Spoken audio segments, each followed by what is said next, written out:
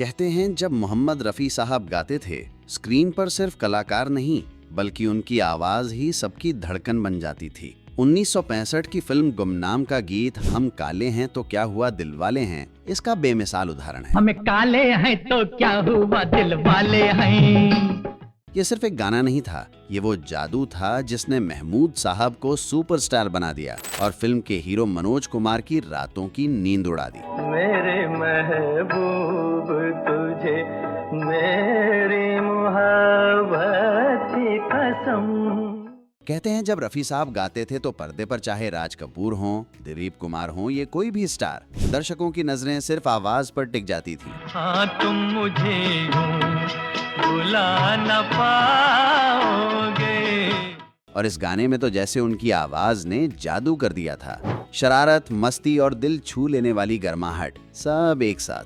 लेकिन दोस्तों, ये जादू सिर्फ दर्शकों को ही नहीं बल्कि फिल्म के लीड एक्टर मनोज कुमार को भी महसूस हुआ और महसूस होते ही उनके दिल में एक डर घर कर गया। ये कहानी उस दौर की है जब गुमनाम की शूटिंग शुरू भी नहीं हुई थी और सब कुछ प्लान के मुताबिक चल रहा था। फिल्म एक सस्पेंस थ्रिलर थी, रहस्यों और ट्विस्ट से भरी हुई। मनोज कुमार ने इसे साइन किया। उन्हें लगा वो एक गंभीर और रोमांचक किरदार निभाने वाले हैं। लेकिन फिर डिस्ट्रीब्यूटर्स को लगा कि सिर्फ मर्डर मिस्ट्री से काम नहीं चलेगा, थोड़ा कॉमेडी का तड़का डालना होगा वरना दर्शक बोर हो जाएंगे। और यहीं एक ऐसा फैसला हुआ जिसने पूरी फिल्म की दिशा बदल दी। और फिर हुई महमूद साहब की एंट्री। महमूद का नाम सुनते ही मनोज कुमार के दिल में हल्की सी बेचैनी आई। लेकिन असली चिंता तब शुरू हुई जब खबर मिली कि महमूद साहब पर एक गाना फिल्माया जाएगा और वो गाने वाले होंगे खुद मोहम्मद रफ़ी। जो वादा किया वो निभाना पड़ेगा। अब ये कोई मामूली बात नहीं थी। रफ़ी साहब की आवाज किसी भी किरदार को पर्दे की धड़कन बना देती थी और ये डर मनोज कुमार को भीतर ही भीतर खाया जा रहा था।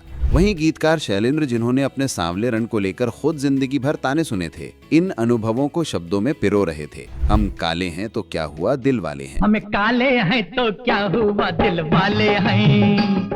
और रफ़ी साहब, उन्होंने माइक के सामने खड़े होकर इन शब्दों में ऐसी जान डाल दी कि रिकॉर्डिंग स्टूडियो में मौजूद लोग एक दूसरे को देखकर बस मुस्कुरा रहे थे, जैसे कह रहे हो ये गाना तो तहलका मचा देगा। रिकॉर्डिंग खत्म होने से पहले ही इस गाने की खबर फिल्म इंडस्ट्री में आग की तरह फैल गई। महमूद पर रफ़ी साहब का धमाकेदार गाना आने वाला है। जैसे जैसे ये खबर सेट पर फैली, माहौल बदलने लगा।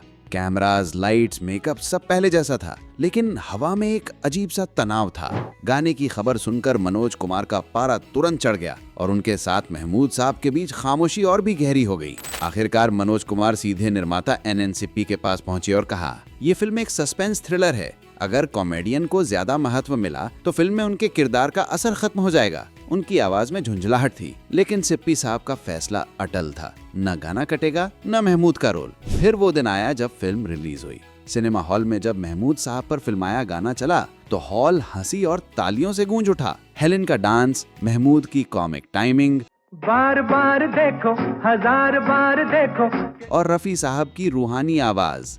हम काले हैं तो क्या हुआ दिलवाले हैं। तीनों का ऐसा संगम था कि लोग सीट से उठकर झूमने लगे और मनोज कुमार का डर सच्चाई में बदल गया। लोगों को फिल्म गुमनाम की मर्डर मिस्ट्री भले ही याद ना रही हो, लेकिन ये गाना सबके दिलों में बस गया। रफ़ी साहब खुद कहते थे कि इस गाने के बिना मेरी महफिल अधूरी है। स्टेज शो हो या लाइव कॉन्सर्ट, वो इसे गाते और भीड़ पागल हो जाती। इस एक गीत ने महमूद साहब को वो पहचान दी जो आज दशकों बाद भी उतनी ही ताजा है। और रफ़ी साहब की आवाज ने इसे वक्त की दीवारों से परे जाकर हमेशा के लिए अमर बना दिया। सोचिए, रफ़ी साहब की आवाज में वो जादू था जिसने एक छोटे से रोल को रातों रात सितारा बना दिया। अगर आप भी इस जादू का हिस्सा बनना चाहते हैं तो बिना देर किए इस वीडियो को लाइक करें, कमेंट में अपना फेवरेट गाना बताएं और इसे हर उस दोस्त के साथ शेयर करें जो रफ़ी साहब के दीवाने हैं। और हाँ, अभी चैनल को सब्सक्राइब करें क्योंकि यहाँ हर हफ्ते मिले हैं रफ़ी साहब के जबरदस्त किस्सों और गानों का धमाका।